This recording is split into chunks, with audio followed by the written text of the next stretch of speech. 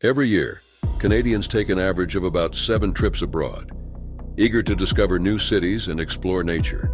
However, not every adventure unfolds as expected. What begins as an exciting journey can sometimes lead to unexpected and troubling situations. In this video, we'll uncover 5 startling cases where Canadian tourists went missing in unexpected places.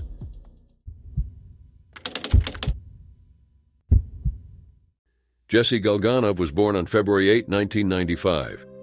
He was Jewish with the name Chaim Yosef ben Aliza in the Jewish community. Jesse, who lived with his mother and sister after his parents' divorce, was very close to his family. He had just finished his studies at Wesleyan University in Connecticut and was preparing to start medical school at Thomas Jefferson University in Philadelphia in July. Before beginning his medical studies, Jesse chose to take a gap year to explore South America and Asia. He and his mother, Elisa Clamon, spent the summer organizing his trip and gathering everything he needed for his travels. On September 24, 2017, Jesse flew from Montreal to Lima, Peru. He stayed a few days at the Loki Hostel in Lima, enjoying the city's view. By September 27th, Jesse was on an 8-hour overnight bus ride on a Cruz del Sur bus to Huaraz, Peru. He arrived in Huaraz early on September 28th around 6:30 a.m., and reached Came House, a hostel for backpackers, shortly after. He spent the day preparing for his adventure and rested at the hostel that night. Jesse then sent a message to his mom, letting her know he planned a 4-day hike on the Santa Cruz Trail. He said he wouldn't have cell service during the trek and might not be able to contact her for 3 to 4 days. He then promised to send an update by October 2, 2017, to inform her that he was safe. The following day, Jesse set out early for the trailhead. Many people remembered seeing him along the way. On September 30th, 2017, he reached Tolipampa Camp late and camped with 2 French hikers. They said Jesse seemed lost or disoriented and mentioned he had headaches and diarrhea. Despite this, he ate breakfast with them the next morning and left early. The hikers noted that he appeared to be in a good mood. On October 1st, 2017, around 3:30 p.m., Jesse was seen asking a Czech hiking group for water near Punta Union Pass. This was the last time anyone confirmed seeing him. After that, Jesse disappeared. His body and belongings were never found. He was supposed to text his mom by October 2nd, 2017, but never did. His return bus ticket for October 2nd and his flight to Bolivia on October 5th were also left unused. Initially, Jesse's mom wasn't really worried when she didn't hear from him on October 2nd, 2017, as promised. She thought he might have taken a longer route or had trouble with his phone. However, as days went by without any contact, her worry grew. She reached out to his friends on Facebook and texted people who knew him, but no one had heard from him. One friend mentioned that all communication had stopped after September 29, 2017. By October 14th, Jesse's mom reported him missing, deeply concerned for his safety. She reached out to the Peruvian, American, and Canadian embassies for help. At first, there was worry that Jesse had never arrived at the hostel. However, he had sent Snapchat messages to friends from there. Despite this, the hostel owner initially claimed Jesse had never stayed there, even though he had previously confirmed his presence. It turned out that the hostel owner was actually away hiking at the time. Eventually, Jesse's mom hired Magnus International Search and Rescue, a top Israeli team, to help in the search. They used drones to scan the area where Jesse disappeared, conducted interviews, and guided local authorities in their search efforts. The first real clue that Jesse had made it to the trail came when the Israeli search and rescue team found the French hikers who had camped with him. Sadly, Jesse was not with them. Despite the clues, finding Jesse was really difficult. Muleteers who work on the trails often refused to talk to authorities because they feared that they would get blamed if Jesse was found. Jesse had also not signed in when he started the trail, possibly because the people working that day were not official staff. Jesse's parents spent months searching for him and maintained a strong social media presence. Jesse seemed to have disappeared without a trace. Despite offering a $30,000 reward, no one has provided any information. Authorities now think something criminal might be behind his disappearance. One unlikely theory is that Jesse might have ventured into the jungle, even though the area is known for its harsh rain and freezing temperatures. Another possibility is that he suffered from severe altitude sickness, tried to find a place to rest, and then fell into a hole. There's also a theory that he might have blacked out, been robbed, and then left somewhere. However, these are just guesses with no solid evidence to back them up. The initial investigation had also faced delays. The mountain search team, part of the Peruvian National Police responsible for remote areas, was not informed that a young Canadian had been missing for nearly 3 weeks. Jesse was last seen on October 1, 2017, in Huaraz, Peru, 4 days into his 8-month backpacking trip. His father, Todd Galganov, has stated that he believes his son was abducted and possibly sold. Todd continues to believe that Jesse could still be alive. He recently mentioned that, without a body, there is no confirmed death, and that as long as there is a chance of life, there is hope. According to his mother, the search efforts have cost nearly $1.5 million since Jesse went missing. The majority of the funding had come from a GoFundMe campaign for Jesse, which has raised over $200,000. Despite thorough searches and numerous public appeals for help, Jesse is still missing. His parents continue to search actively and hand out flyers hoping to find him.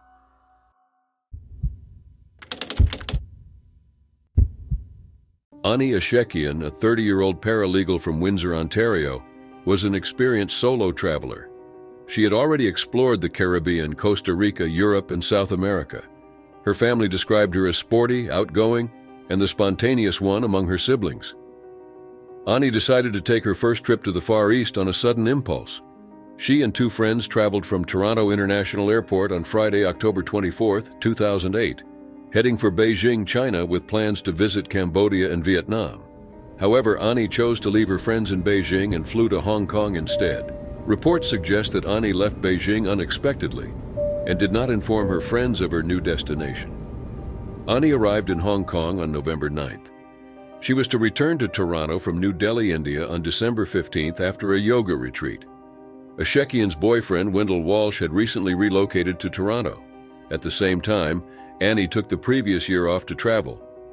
Annie, a native of Windsor, worked part-time at restaurants and bars for extra cash to pay for her travels and the renovation she and her boyfriend were doing at their downtown condo. She had aimed to visit 31 countries by the time she was 30 years old, and she was almost there. Walsh, Annie's boyfriend, wasn't worried when she traveled alone. He knew she was experienced and cultured and always kept in touch with family and friends. However, when Annie's family didn't hear from her after November 10th, the day she sent a birthday message to her niece, they started to get concerned. They reported her missing to the police, who then began their search. The authorities found a video showing Annie's last known activity.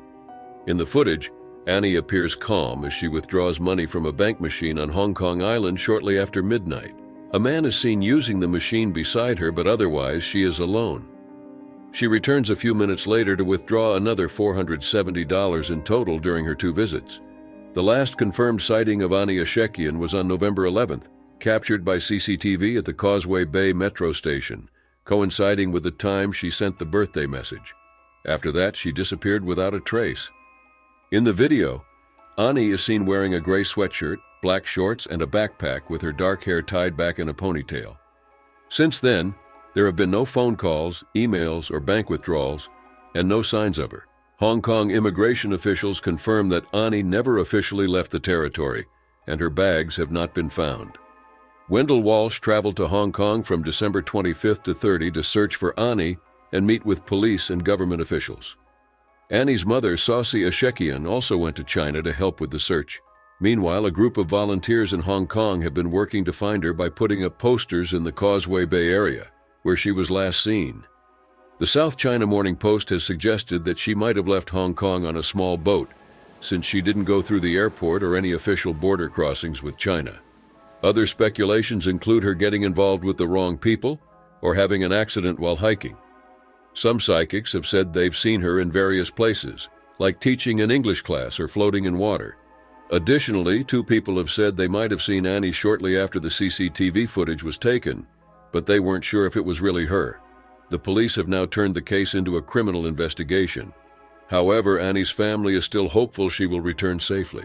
They are offering a reward of nearly $30,000 for anyone who provides information leading to Annie's safe return.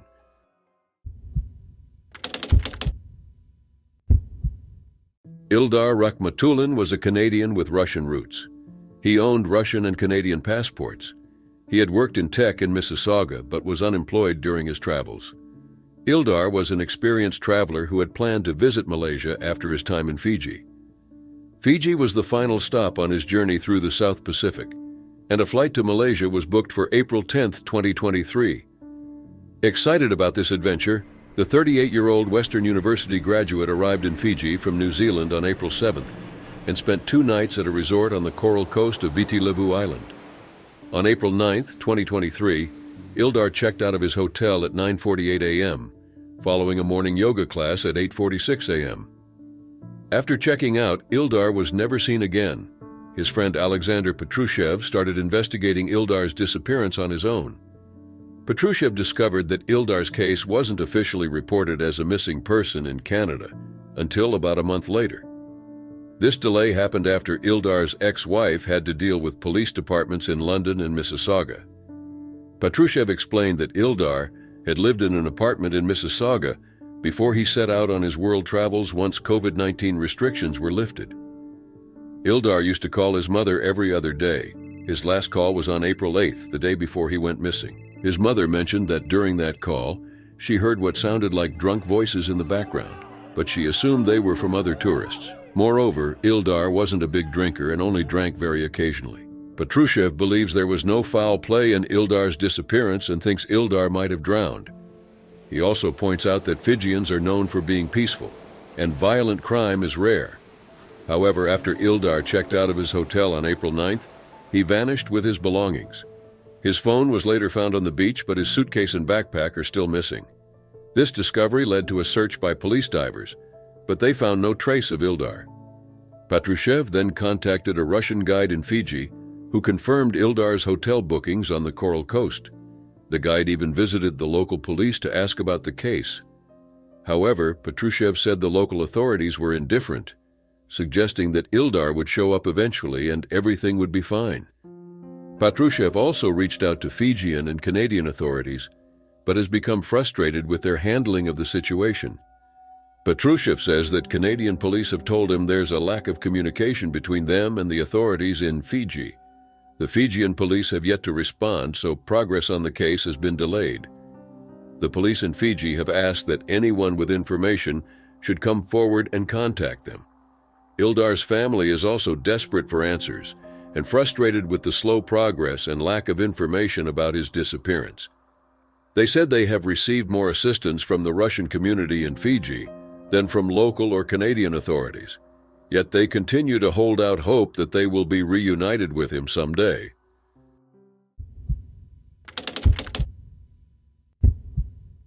Forrest Schaub, known as DY, was an up-and-coming Canadian rapper from Vancouver. Born in 1984, DY signed with CP Records in 2009. He started making music at 14, winning MC competitions and releasing his own tracks. His debut single, Passenger, earned him a spot in Billboard's February 19, 2010 issue as one of Canada's promising new artists. By August 2010, DY had told his parents about his plans to travel to Mexico. He left Canada sometime that month but vanished without a trace. No one knew the exact date he left, where he planned to go in Mexico, or why he made the trip. Despite not hearing from DY, his family, friends, record label, and fans did not report his unusual disappearance for 3 months. On November 18, 2010, DY was finally reported missing in Mexico, and Canadian police began investigating. On December 10, 2010, DY's family publicly expressed the concern about his disappearance. Before he went missing, DY had filmed a music video for his second single, That's My Spot, featuring D. Woods from Danity Kane. Tony Sal, the CEO of CP Records, stated that DY was a great young talent and that all the artists and staff at CP Records had him and his family in their thoughts and prayers. Rumors have spread that DY might have gotten involved with organized crime or a risky crowd in Mexico. Still, there's no solid evidence to support these claims. The real reasons behind his disappearance remain a mystery, leaving fans and investigators puzzled. DY's case is one of modern music's most intriguing and unresolved disappearances. His family continues to hope for his safe return.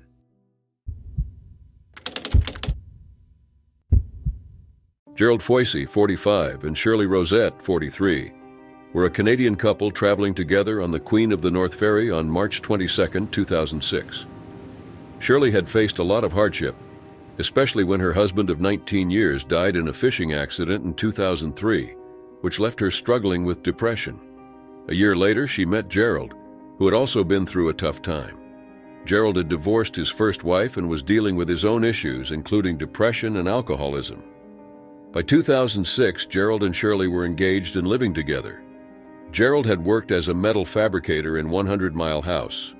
At the same time, Shirley found temporary work as a receptionist at the Dog Creek Indian Band, where she was originally from.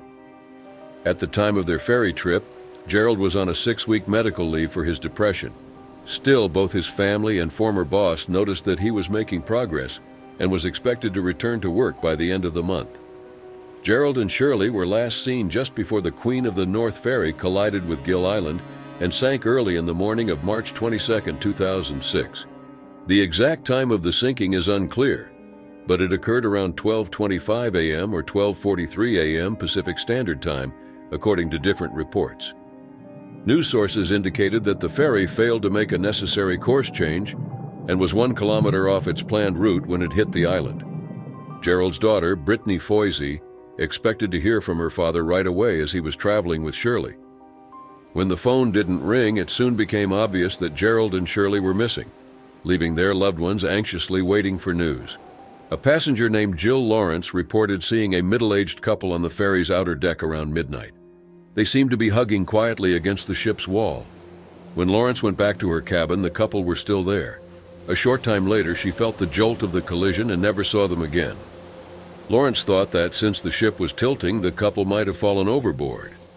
Some survivors mentioned that they might have seen the couple in the First Nations community of Hartley Bay, where many were taken after the ship sank. Others reported seeing 2 people exiting a floating life raft onto a fishing boat. Still, these details were unclear, and many witnesses were unsure about what they saw. George Foisey, Gerald's brother, said he had dropped Gerald and Shirley off at the ferry and watched them board. He saw the ferry sail away, and that was the last time he saw them. Carl Lilgert, a crew member on the Queen of the North, was in charge of navigation when the ferry missed a crucial course correction hours after leaving Prince Rupert. Lilgert pleaded not guilty to criminal negligence causing death related to the disappearance of Gerald and Shirley. The trial revealed that the couple were on antidepressant medication, raising questions about whether these drugs, mixed with alcohol, might have caused drowsiness. However, the court could not explain how Gerald and Shirley could have remained on the ship despite the collision and the alarms during the evacuation. A passenger testified that he had dinner with Gerald and Shirley on the ferry, noting they both had wine with their meal. Gerald's brother also mentioned that Gerald had drunk 2 bottles of beer before boarding, and even brought several more onto the ferry. The true fate of Gerald and Shirley remains unclear, whether they died during the shipwreck or if they managed to leave the ship. Their family hopes that someone will be held accountable for the missing couple as they continue to seek answers about their disappearance.